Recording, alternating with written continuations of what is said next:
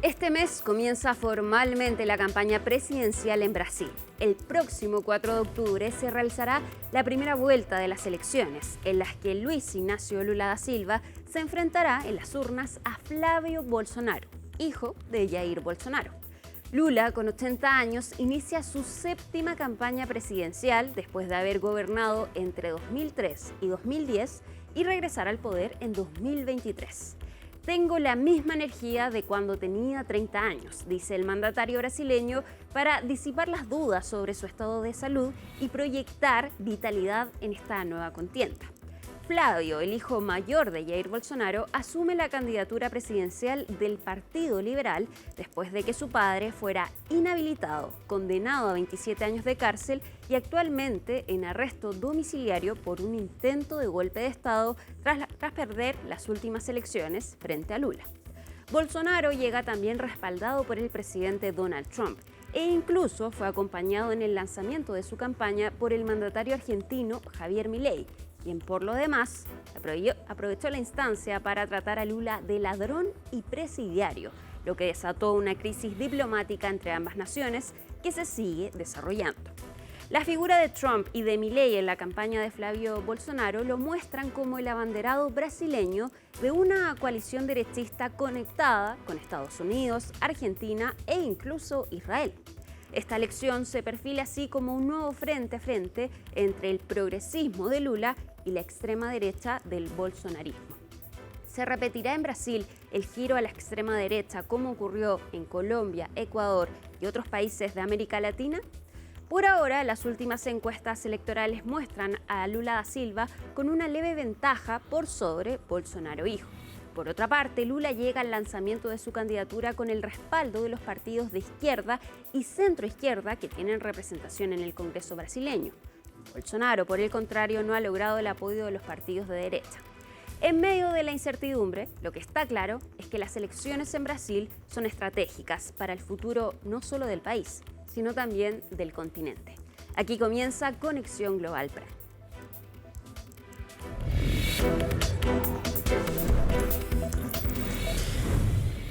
En este capítulo de Conexión Global Prime vamos a iniciar las elecciones que se avecinan en Brasil, para algunos las más importantes de este año en el continente. Lula da Silva se enfrentará a Flávio Bolsonaro. Ya lo decíamos, Lula da Silva se mantiene con una leve ventaja por sobre las encuestas, mientras Bolsonaro tiene el apoyo de Trump y de Milei, que por lo demás insultó a Lula da Silva y desató esta crisis diplomática que sigue entonces desarrollándose. ¿Cómo ha sido el lanzamiento de la campaña presidencial y cómo se ha desarrollado esta disputa entre Brasil y Argentina?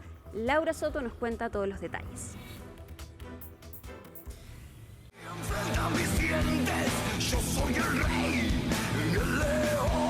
Nosotros fuimos testigos de lo que ha sido capaz el socialismo cuando ha estado acorralado. Por ende, no se dejen robar el futuro a mano de socialistas ladrones. Considero que Flávio es la persona que hoy puede parar a Lula.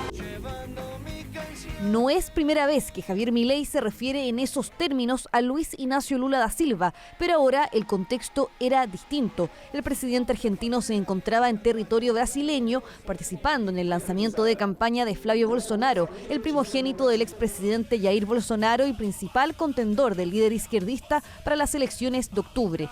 Poco después de aquel episodio, Lula llamó a consultas a su embajador en Buenos Aires y Milei, lejos de dar marcha atrás, redobló sus insultos. Es un ladrón, es un corrupto, fue condenado por ladrón y corrupto, estuvo preso, con lo cual también es cierto lo de presidiario, y no solo eso, lo liberaron por una falla administrativa del procedimiento, no por ser inocente. Es así como se precipitó una crisis diplomática sin precedentes entre ambas naciones. Brasilia decidió este martes retirar definitivamente a su embajador del país trasandino y degradó la representación diplomática argentina en Brasil a encargado de negocios. Argentina lamenta la decisión unilateral de Brasil. Creemos que ese no es el camino. Nosotros estamos siempre dispuestos a mantener las relaciones. Como dije recientemente en una entrevista, del lado nuestro no va a haber ninguna acción diplomática en respuesta a lo que haga Brasil. Para pelearse hace faltan dos, no cuenten con Argentina para eso. El gobierno de Lula da Silva no solo se ha visto enfrentado con la Casa Rosada de cara a las elecciones presidenciales en su país, sino también a la administración de Donald Trump, a la que derechamente ha acusado de injerencia electoral. El mes pasado, las autoridades brasileñas rechazaron las solicitudes de visa de 2 funcionarios del Departamento de Estado estadounidense en medio de estas sospechas. Quiero derrotarlos en el terreno narrativo, quiero librar una batalla de narrativas. ¿Quién dice la verdad y quién miente? Esta misma semana tuvimos que denegar las visas a 2 jóvenes que envían a Brasil para interferir en las elecciones brasileñas. Bloqueamos las visas. Según Plan Alto, los diplomáticos buscaban sembrar dudas sobre la integridad del sistema electoral brasileño. Washington calificó esta acusación como una mentira sin fundamento. En una escalada en las tensiones, Estados Unidos canceló este martes la visa de la embajadora de Brasil en Washington. Esto como represalia al retraso en la aprobación del embajador estadounidense en Brasilia por parte de la administración de Lula. No es aceptable pensar que alguien de fuera vaya a interferir aquí para impugnar las elecciones. Si quieren hacerlo en otro país, que lo hagan. Aquí en Brasil no lo van a hacer. Así, con los canales diplomáticos en suspenso, Lula busca un 4º mandato presidencial en unas elecciones que se prevén complejas y reñidas.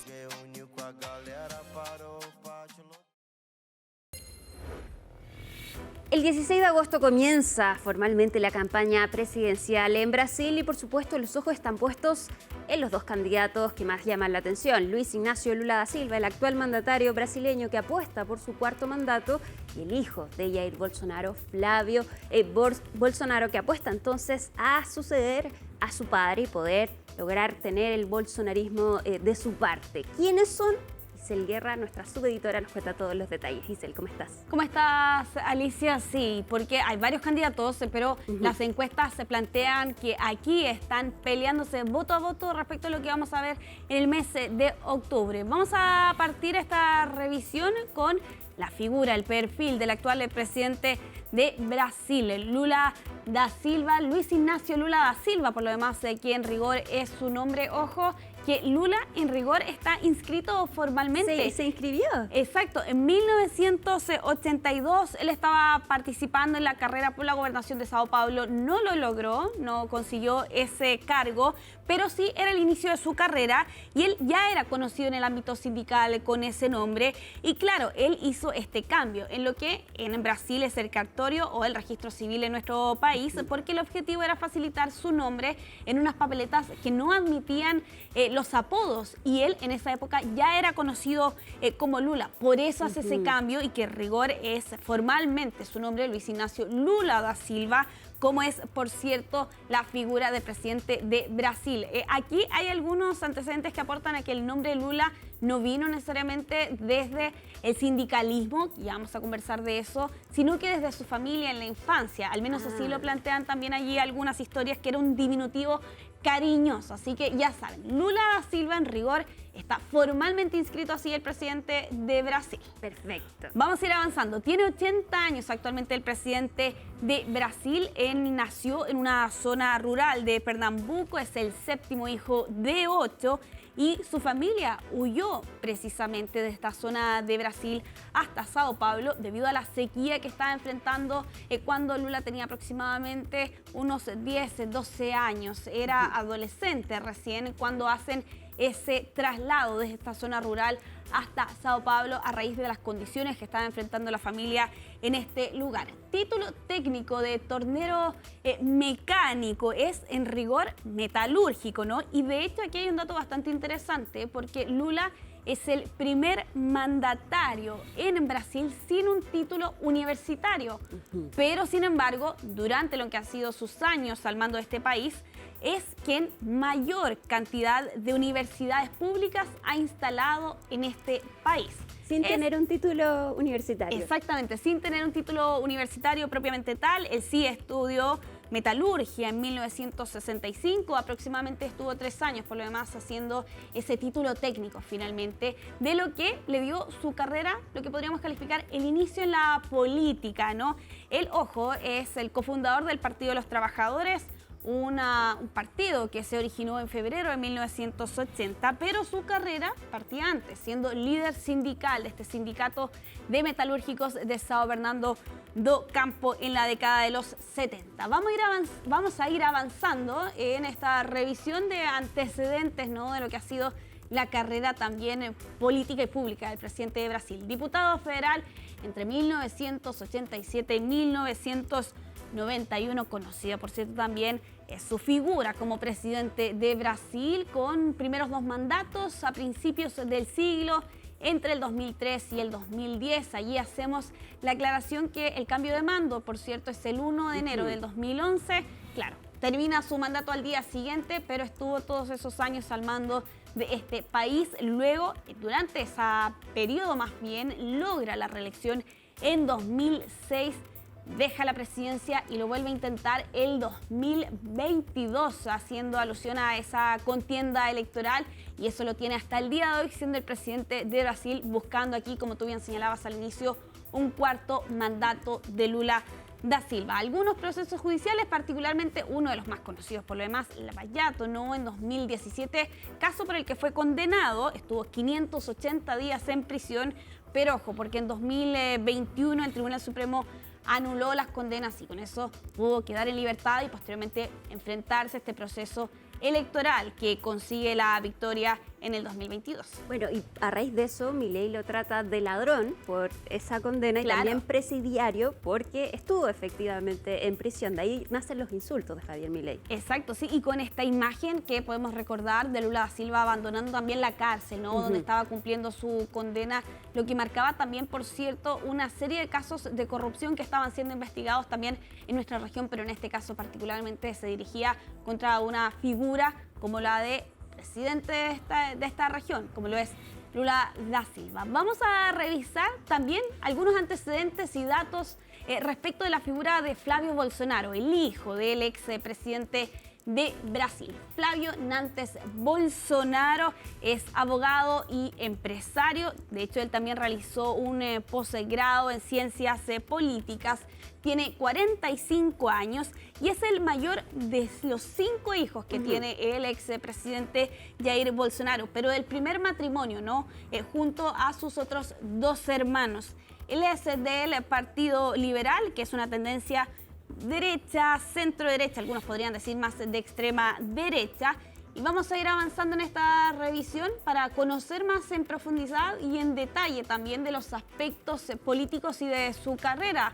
Ojo con este dato: de diputado estatal partió en 2003 hasta el 2019, estuvo 16 años en este cargo, consiguió 4 mandatos consecutivos, y aquí el dato interesante es que con 21 años se convierte en el primer hijo de Jair Bolsonaro en ganar un cargo electivo y además mantenerse más de 15 años, por cierto, en ese cargo de poder. Posteriormente, o en medio de ese proceso más bien, compite por la alcaldía de Río de Janeiro, pero no tuvo tanta suerte, pese a haber estado 4 mandatos como diputado estatal, porque quedó en 4º lugar en esa contienda por la alcaldía de Río de Janeiro, pero posteriormente lo intenta para el Senado y desde el 2019 hasta este momento es senador por esa circunscripción. Ojo que en esa contienda electoral por un escaño del Senado consigue 4,13 millones de votos y lo que se calificaba en su momento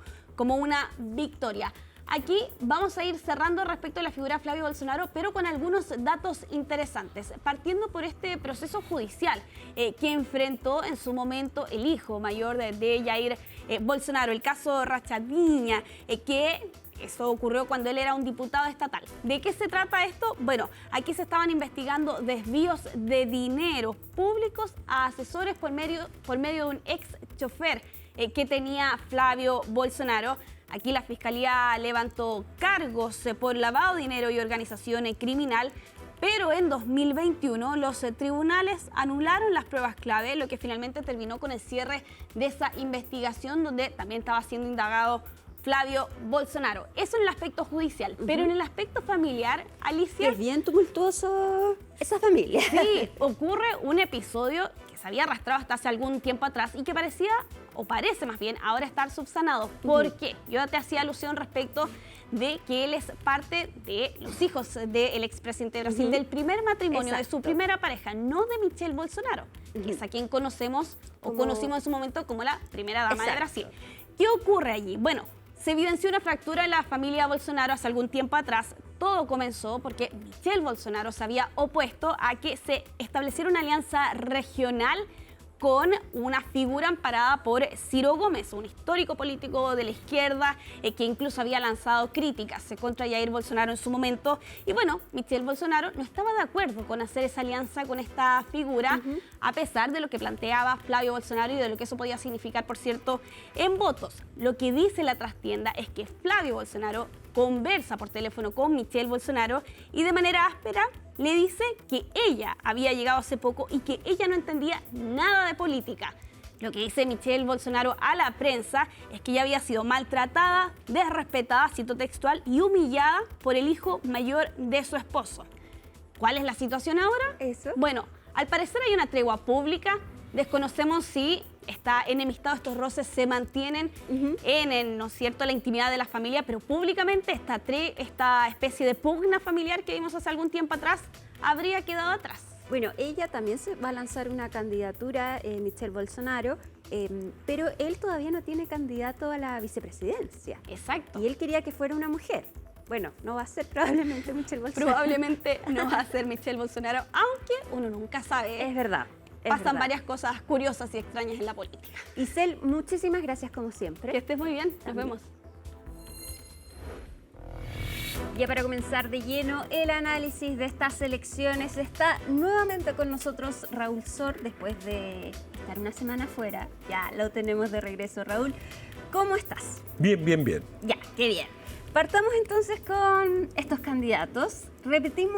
Estamos repitiendo lo que vimos en 2022, pero han pasado varias cosas en estos años. Ya sabemos cómo es un gobierno de Jair Bolsonaro. Está actualmente condenado Jair Bolsonaro, está en un arresto domiciliario. Es su hijo quien toma 27 años. La posta. 27 años por un intento de golpe de Estado. También vimos esas imágenes. Y también vemos a Lula da Silva intentando volver su cuarto mandato, si es que le resulta. No consecutivo. No consecutivo. Eso es muy importante. No consecutivo. Pero ya con 80 años, aunque se mantiene estupendamente bien, hay que decirlo. ¿Cómo ves tú este escenario primero? Bueno, a esta altura, esto de los 80 años parece que no es tan significativo si uno mira a Estados Unidos, donde el presidente tiene 80 años. Exacto. De manera que la edad parece no ser un factor definitorio, pero claro, uno siempre piensa que es preferible una persona en una, digamos, sobre todo en un cargo tan exigente, una persona de menos edad, pero en fin, ya se verá qué pasa. Ha tenido que responder reiteradamente Lula a estos cuestionamientos y tiene que subir sus videos haciendo ejercicio.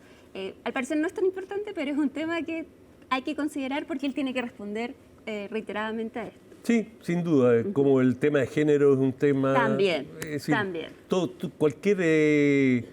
aquello que sale estrictamente de la norma se transforma en un tema.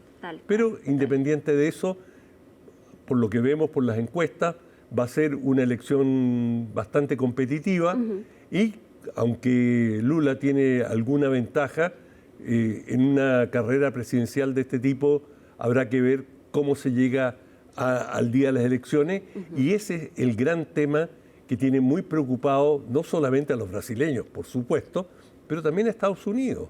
Y Estados Unidos proclamó básicamente su doctrina de América para los americanos y que, digamos, la idea de que, sobre todo, América Latina volvía a ser, de alguna manera, el patio trasero de Estados Unidos y que Estados Unidos quería un control y tratar de evitar la presencia, especialmente de sus principales competidores, que es China.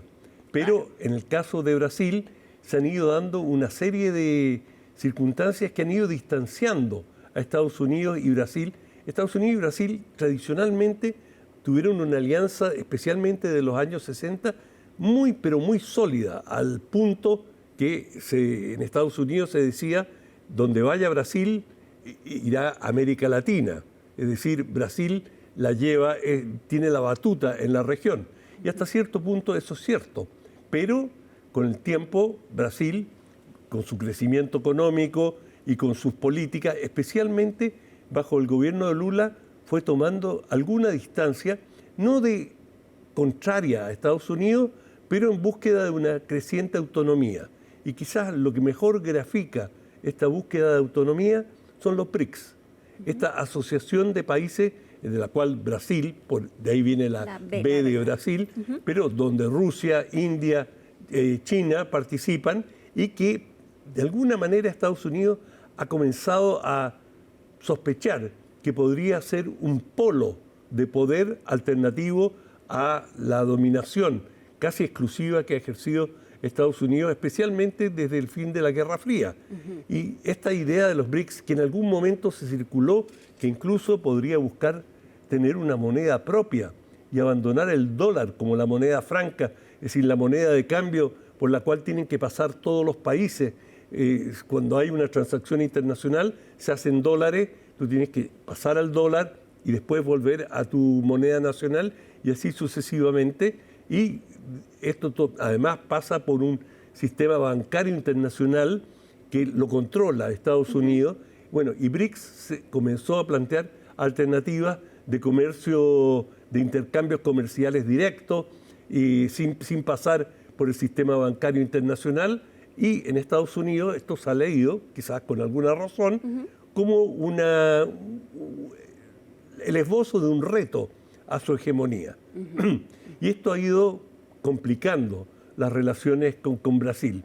Y esto, en un plano mucho más concreto, se ha dado con una serie de fricciones que, como sabemos, Estados Unidos y el gobierno de Trump específicamente ha estado avalando a Jair Bolsonaro e incluso le llegó a colocar aranceles de hasta 50% a Brasil en castigo por lo que consideraba una persecución a Jair Bolsonaro. Bueno, esto se ha debatido en la justicia brasileña, ha sido noticia internacional, pero estas fricciones se han ido profundizando y en el último tiempo se dieron una serie de incidentes.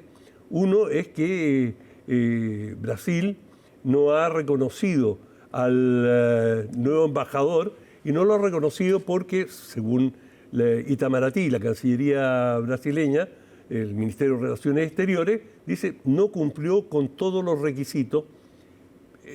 Seguramente eso es así, pero cuando hay buena voluntad, muchas veces los pequeños deslices administrativos se hace la vista gorda. Cuando hay fricción, bueno, se pone la lupa y dice, pero no cumplió, no lo podemos acreditar.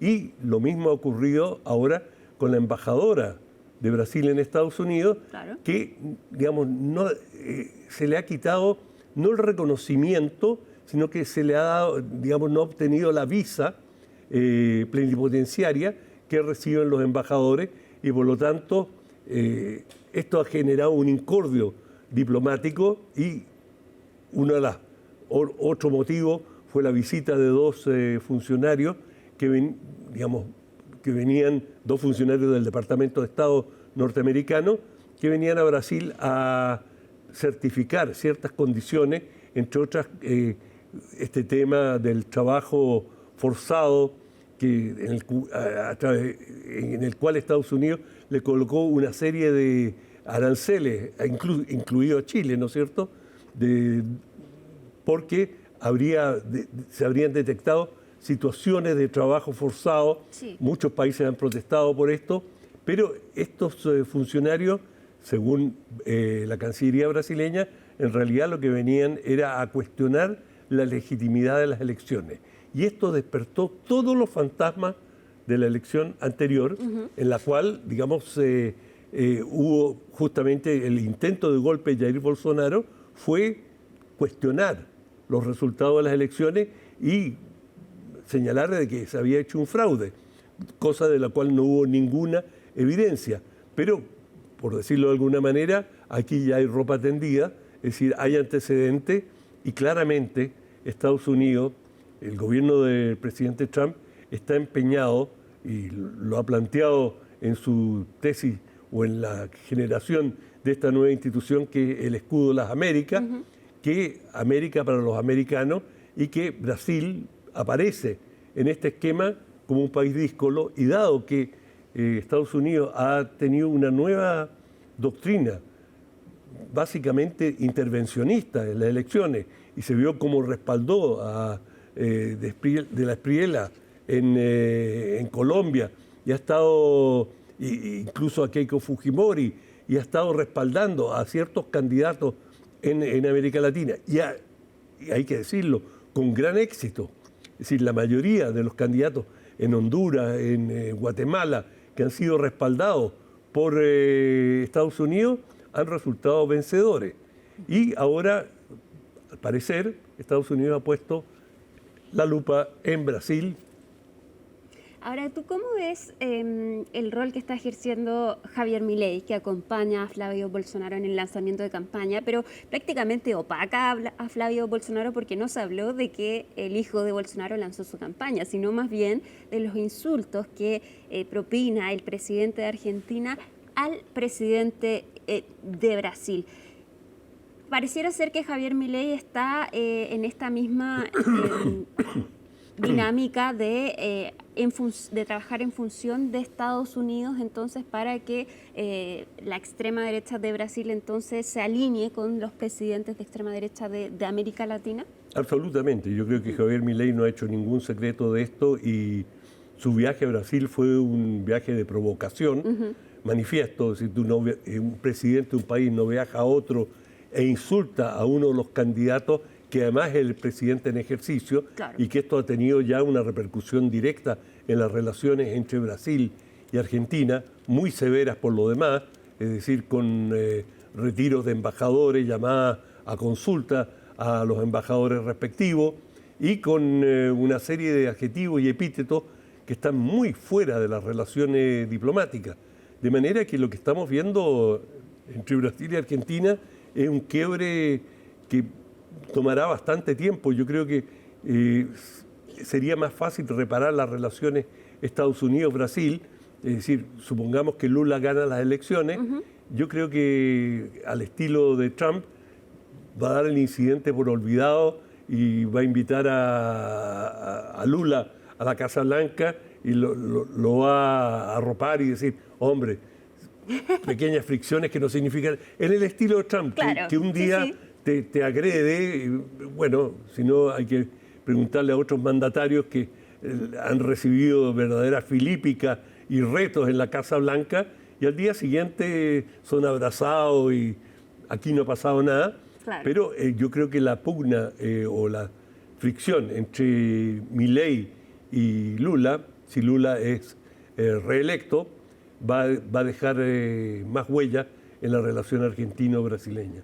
Ahora, si bien uno puede comparar las distintas elecciones que ha habido en América Latina, ha habido injerencia estadounidense, acá el caso es distinto porque Lula da Silva, es un candidato bastante fuerte, ¿no? Podemos compararlo con el outsider Abelardo de la Espriella o Keiko Fujimori, que tras sus 4 veces intentando llegar entonces a la presidencia lo logra.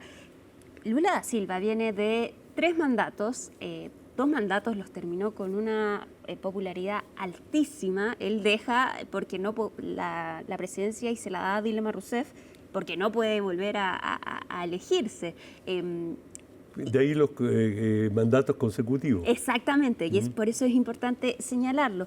Jair Bolsonaro no le ganó a Luis Ignacio Lula da Silva. Lula estaba detenido, le gana a otro candidato del PT. Entonces vemos que Flavio Bolsonaro no es lo que era Jair Bolsonaro, es el hijo, no tiene la misma popularidad y se enfrenta a un candidato, a un presidente de Brasil, básicamente. No solamente un presidente, yo he estado en reuniones con Lula, en asamblea, y la popularidad de Lula es algo arrasador.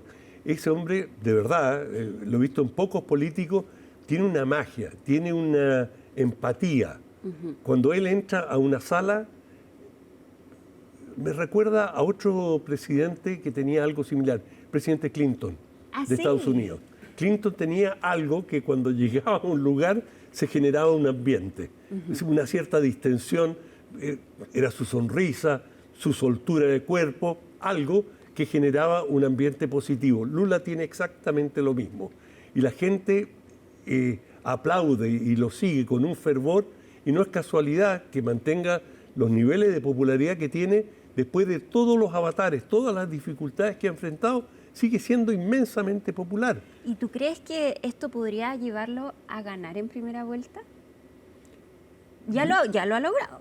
Yo no voy a hacer, tú sabes que yo no hago vaticinio. Es verdad. Y digamos, las encuestas no lo señalan como ganador en primera vuelta, está cerca, digamos, están con 48%, necesitan 50 más 1, de manera que veremos qué pasa. Depende mucho cómo se den la elección, y este es el gran tema, y por eso tenemos esta crisis. En un proceso electoral pueden pasar muchas cosas, y nos faltan los quienes en Brasil creen que Estados Unidos le está preparando una sorpresa, y que la venida de estos dos diplomáticos estadounidenses, miembros del Departamento de Estado, que fueron rechazados, la versión que salió de Itamaraty, del Ministerio de Relaciones Exteriores, es que eran especialistas en intervencionismo electoral y que de alguna manera Estados Unidos o los aliados de Bolsonaro están preparando alguna movida para cuestionar la legitimidad de las elecciones. Y bueno, Jair Bolsonaro, todo el intento de golpe parte porque el cuestionamiento del sistema de conteo electrónico que tiene Brasil. Y ese fue la gran crisis, o el punto alrededor del cual se dio todo el debate. Y estos expertos venían a inspeccionar, en parte, aunque, digamos, se dedicaban a una serie de cosas, nunca está claro exactamente qué pueden hacer, pero la acusación que se les hace en el Brasil, que ellos venían a inspeccionar este sistema y cuestionar el sistema de máquinas de conteo electrónico, y que a través de esas máquinas se podría realizar un fraude. Bueno, ya hemos visto que, digamos, Estados Unidos, que se erige muchas veces como el gran juez, cuando tuvo elecciones en Estados Unidos, sus máquinas no funcionaron. Exacto. Y se pasaron meses antes de poder determinar quién había ganado las elecciones. De manera que, digamos, tampoco Estados Unidos tiene tanta autoridad moral para darle lecciones a terceros de cómo llevar adelante sus elecciones. Y eso es lo que hace valer Brasil, ese es el argumento que utiliza la Cancillería brasileña para decir, este es un país soberano, acá no vendrá ningún tercero, pueden venir observadores, pero no vamos a aceptar la intervención de otros países. Todo esto con el mar de fondo de la pugna por la hegemonía en la región entre Estados Unidos y Brasil. Cuando digo pugna, no es que Brasil quiera ser hegemónico o tenga la posibilidad de serlo, pero reducir el nivel de influencia de Estados Unidos en la región. Raúl, lamentablemente se nos acabó el tiempo, podríamos seguir conversando y analizando este tema, pero sin duda, hasta octubre, vamos a seguir haciéndolo. Raúl, muchas gracias por estar con nosotros, que estés muy bien. Encantado, chao. Y nosotros nos vamos a la pausa rápidamente, pero al regreso seguimos entonces con el análisis de estas elecciones en Brasil. No se vayan, ya volvemos.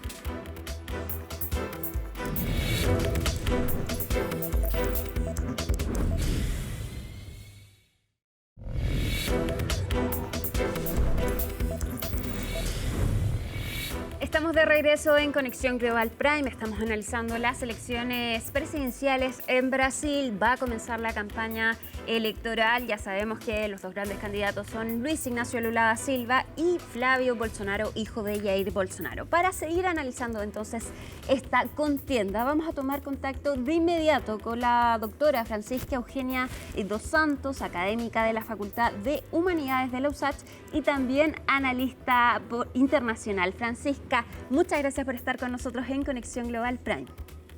Gracias a ustedes.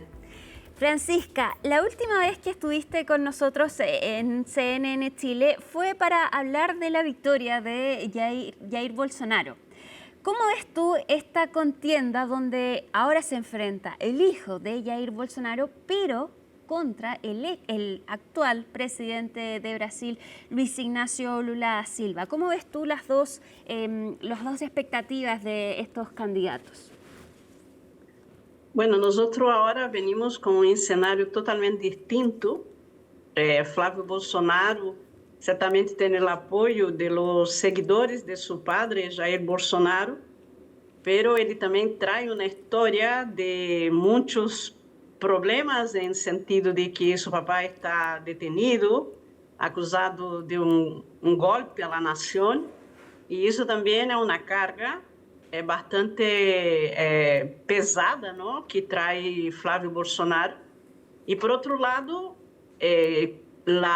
a ideia, não, de Flávio Bolsonaro para ganhar outros eleitores, porque, segundo as encuestas hoje em dia, Flávio Bolsonaro teria 32% de los votos contra os 42% que o presidente Lula tem hoje em dia.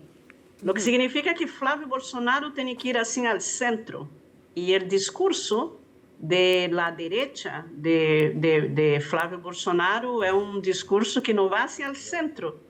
E, todo o contrário, creio que o que ha passado durante os últimos dias com a intervenção de Javier Milei tampouco lo ajuda muito, porque, no fundo, essa polarização que implementa a figura de Milei não lo leva assim ao centro. Então, se creio que a búsqueda de Flávio Bolsonaro vai ser bastante complexa. Además, os votos de las mulheres, os votos femininos, não? Que são bastante, como se diz, progressistas, no caso de Brasil. Inclusive, os votos femininos em la candidatura de Lula, segundo as encuestas, segundo os dados, as mulheres estão em la candidatura de Lula. Então, ele tem que buscar muitas estratégias para poder chegar a la vitória. E outros problemas mais que Brasil ha tenido com Flávio Bolsonaro, eu digo Brasil, o Estado brasileiro, em la figura de Flávio Bolsonaro. ¿Qué tipo de problemas te refieres con la figura de Flávio Bolsonaro? Bueno, Flávio Bolsonaro ha hecho una campaña con base en acercamiento a Donald Trump, lo que ha significado que él ha intervenido inclusive en políticas internacionales de Brasil y Estados Unidos, apoyando un poco la política arancelaria de los Estados Unidos hacia Brasil. E isso tampouco favorece muito a um candidato brasileiro que vá contra a própria política econômica de seu país. Flávio Bolsonaro não somente ha enfrentado esse tipo de problema com a população brasileira, mas também ha enfrentado outro tipo de problema com a ex-esposa de seu padre, sí. Que são problemas mais internos, ¿no? que também complica sua candidatura.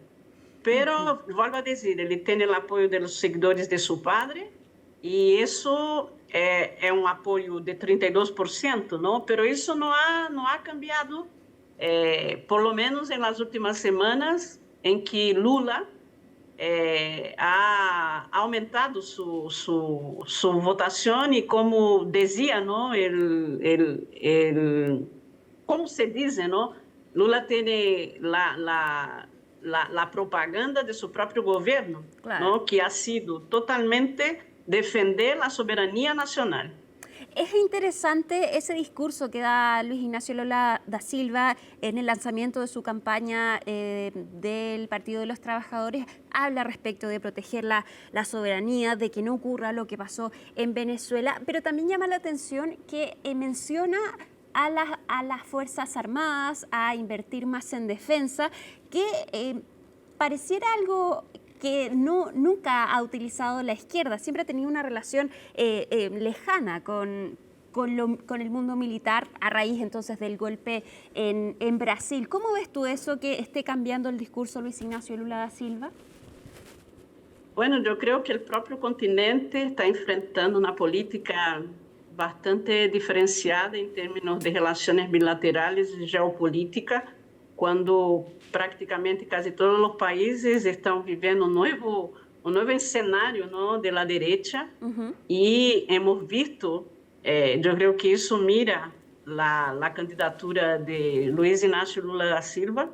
O que ele mira é que os brasileiros, ¿no?, tienen que pensar que el territorio brasileiro es de los brasileiros y esta es la insignia, en el sentido de saber que hubo una intervención en Venezuela, que hoy día no solamente hay una intervención en el caso de Brasil con relación a los aranceles o con relación a la propia justicia, ¿no?, cuando fue a juzgar a Jair Bolsonaro, hubo una intervención por parte de los Estados Unidos. Y creo que a nivel regional, de política regional, yo creo que hay una presencia muy marcante de la figura de Donald Trump, de la política estadounidense, en el sentido de que la política estadounidense, o que se implementa en Latinoamérica, es un poco la búsqueda de la seguridad, la temática de migración, todas aquellas temáticas que afligen la población latinoamericana y que los Estados Unidos, de cierta forma, entre comillas, vienen a proteger. Por otro lado, el avance de la extrema derecha con un discurso populista, autoritario, que también tiene que ver con reflejo de la política norteamericana, también lleva a Lula ou a sua campanha, ¿no?, a optar por la defesa de la soberania. E quando Lula, em seu governo, criou esta insignia, os brasileiros realmente, ou seja, ele teve uma maior popularidade. A popularidade de Lula é uma popularidade que não somente está marcada por la defesa da economia brasileira, por la defesa da justiça, ¿no?, y de la institucionalidad brasileña, pero también cuando él evoca las Fuerzas Armadas, él también evoca para defender el territorio. Estamos hablando de territorialidad y de gobernanza. Entonces creo que en ese sentido, y como hay un cambio de paradigma en términos de bilateralismo o multilateralismo, creo que también hay aquí una nueva mirada quizás que nosotros estamos conociendo de los partidos, ¿no?, de izquierda, que se tienen que adaptar a ese nuevo paradigma en que la característica principal de las relaciones no son precisamente la civilidad, ¿no?, que estábamos acostumbrados. Francisca, ¿tú crees que, y con esto termino, ¿tú crees que la alta popularidad del presidente Luis Ignacio Lula da Silva le podría dar una victoria en primera vuelta? Lo pregunto porque ya ha logrado ese triunfo antes. ¿Podría ser este el caso o tú ves un Brasil más polarizado? Bueno, nosotros vemos un mundo más polarizado, ¿no?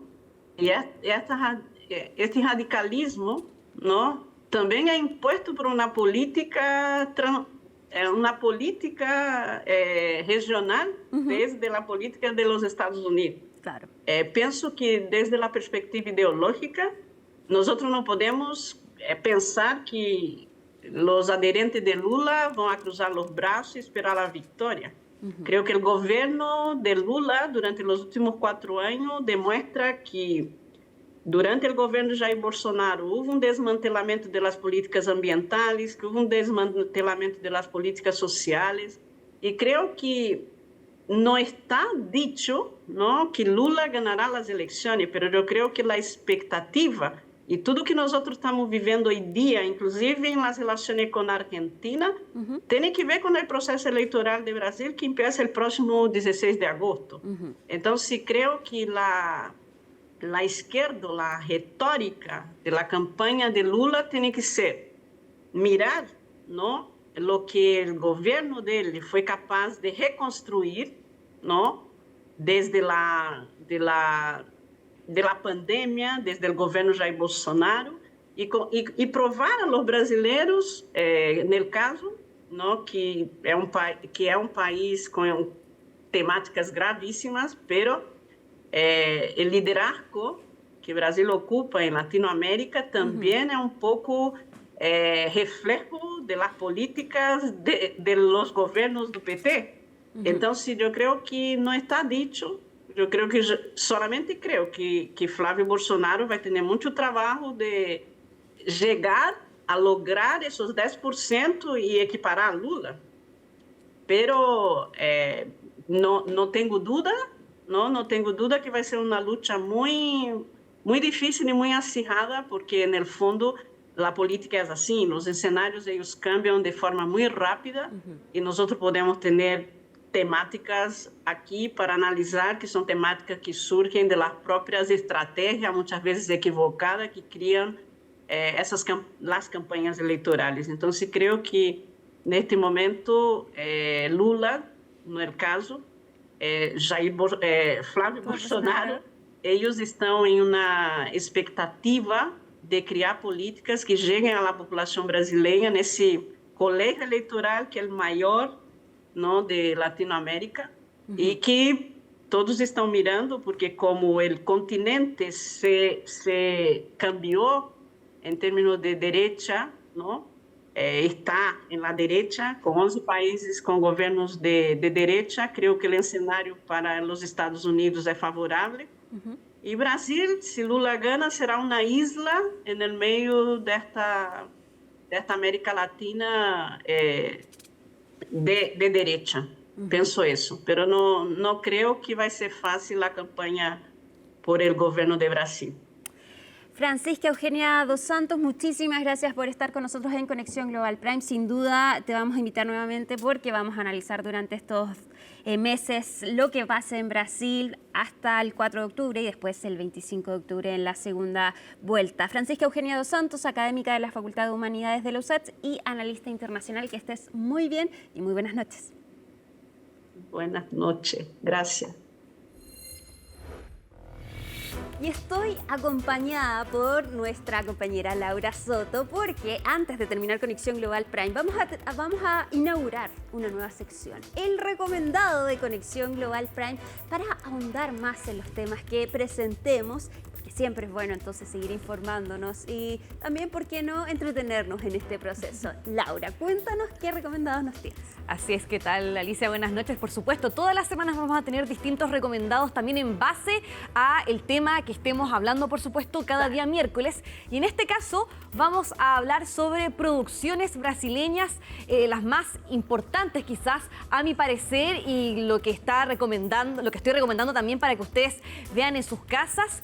Y por supuesto, para partir este listado, este top 5, no podemos olvidar quizás el filme, uno de los más importantes del cine brasileño, que es Ciudad de Dios, del año 2002, que ahí ya estamos viendo en pantalla parte de su tráiler.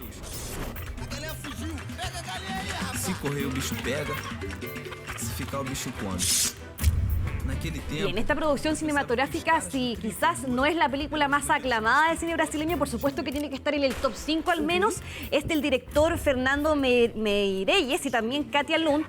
Tuvo en su momento 4 nominaciones a los premios Oscar y transcurre entre las décadas de 1960 y 1980 en medio del naciente crimen organizado que se va desarrollando en las favelas de Brasil. Sigue de hecho la historia de un joven llamado Buscapé, que vive en una de las favelas más violentas de Río de Janeiro y busca escapar de este entorno. Su sueño es ser fotógrafo y también su forma de ser, su sensibilidad, contrasta bastante con su círculo, con los jóvenes que él crece en esta favela, que por el contrario ellos se meten justamente en estas organizaciones criminales de narcotráfico, crimen organizado, y ahí también se ve entonces esta lucha de Buscapé de salir de ese entorno, a la vez que también se ve, por supuesto, cómo transcurre la vida de esos otros compañeros que sí caen finalmente en las garras del crimen organizado. Es una producción realmente buena, que también tiene un estilo de grabación sumamente rápido, montaje también rápido. Es de hecho una película que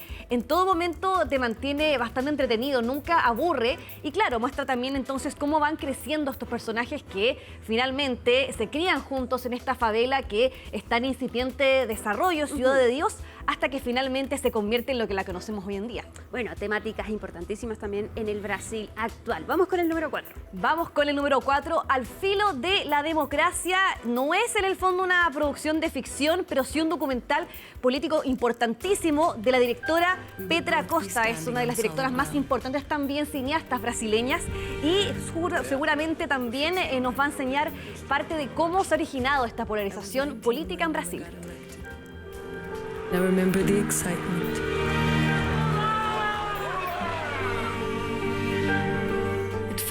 Hay que tener en cuenta que en este documental no se cuenta este transcurso político desde la neutralidad, sino desde la voz de la propia cineasta, que tenemos que tener en cuenta que ella se crió en un núcleo familiar de izquierda, cercano al Partido de los Trabajadores de Lula da Silva. De hecho, ella muestra la emoción que hubo en la población brasileña, la esperanza en el momento en que Luis Ignacio Lula da Silva asciende por primera vez al poder, y también luego cómo da el mando, la sucesión a Dilma Rousseff, y que finalmente esta esperanza termina convirtiéndose en indignación porque ambos se ven involucrados en la operación Lavallato, que es la mayor investigación de corrupción que ha afectado a la historia de América Latina, y también de qué forma va ascendiendo en la extrema derecha Jair Bolsonaro, cómo asciende entonces este nuevo, se puede decir, espectro político en Brasil, y básicamente también cómo se vive la polarización en el gigante latinoamericano. Anoche la vi, muy interesante, y también tiene imágenes de archivos muy buenas. Se ve a Lula da Silva con 33 años, muy joven, lanzando su campaña. Vamos con el número 3. Vamos con el número 3, porque para entender a Petra Costa y su estilo visual hay que ver, por supuesto, Elena, un documental íntimo del año 2012 que nos da esta visión más íntima de esta directora brasileña. Menos ser atriz. No día 4 de setembro de 2000. Esta producción, este documental de Petra Costa sigue y también cuenta la historia de su hermana mayor, Elena, quien viaja a Nueva York para perseguir su sueño de ser actriz, y en su momento también Petra Costa sigue los pasos de ella en esta ciudad, buscando también reconstruir sus vivencias, sus emociones. Es un retrato muy íntimo en el cual se trata sobre el duelo, los lazos familiares, y que también consagra el estilo de Petra Costa, que también podemos ver un poco en lo que vimos en el Al filo de la democracia de 2019. Ahora vamos a saltar en el tiempo nuevamente para hablar sobre dos películas que fueron nominadas a los Oscar, particularmente ahora Aún estoy aquí, de 2024, que de hecho es ganadora de este Oscar en 2025, y la primera vez que Brasil en la historia gana una estatuilla en estos premios del director Walter Salles, que estábamos hablando de él porque él es este aclamado cineasta que también es el director de Estación Central de 1998, otra película importantísima del cine brasileño. Está ambientada en los años 70 de la dictadura militar, ¿no es cierto? Y está basada en hechos reales, muestra la captura del exdiputado Rubens Paiva por las fuerzas militares, y también lo que hace después su esposa Eunice para proteger a sus hijos, esta búsqueda incansable del paradero de su esposo y esta resistencia también política frente a la violencia del Estado. Es un homenaje entonces a las familias que perdieron quizás seres queridos también en medio de esta dictadura militar que transcurrió en Brasil durante más de 20 años. Y también ligado a la dictadura militar brasileña está Agente Secreto de 2025, que también fue nominada a los Oscars, si bien no gana en este caso una estatuilla, pero también muy importante porque en este caso relata y sigue la historia de Marcelo, que es un hombre que escapa a la ciudad de Recife bajo una identidad falsa en busca de refugio, y durante la trama de esta película uno va descubriendo por qué razón él tuvo que escapar de Sao Paulo a Recife. Se entiende, por supuesto, que escapa en este caso de los agentes del Estado, de la dictadura militar, pero de a poquito vamos enterándonos, ¿no es cierto?, de cuál es su identidad, qué fue lo que hizo. También, por ejemplo, muestra este clima de paranoia constante de la persecución política, el espionaje, la censura, el trabajo clandestino también de la resistencia civil en este contexto tan turbulento que se vivió en el gigante latinoamericano del director Cleber Mendoza Filho. Así que también un recomendado, por supuesto, para que vean en su casa. Parte de lo que tenemos entonces para mostrarles en esta nueva sección de Conexión Global. Excelente, recomendadísimo todo. Y también habla de la industria creciente cinematográfica de Brasil, pero ya ese es otro tema que podemos analizar después. Junto con Laura, entonces, despedimos Conexión Global Prime, analizando entonces las elecciones de Brasil, lo que se viene para estos meses. Y, por supuesto, vamos a seguir entonces siguiendo de cerca cómo transcurre este proceso eleccionario. Nos despedimos, pero, por supuesto, siga en CNN Chile. Que estén muy bien. Buenas noches. Chao.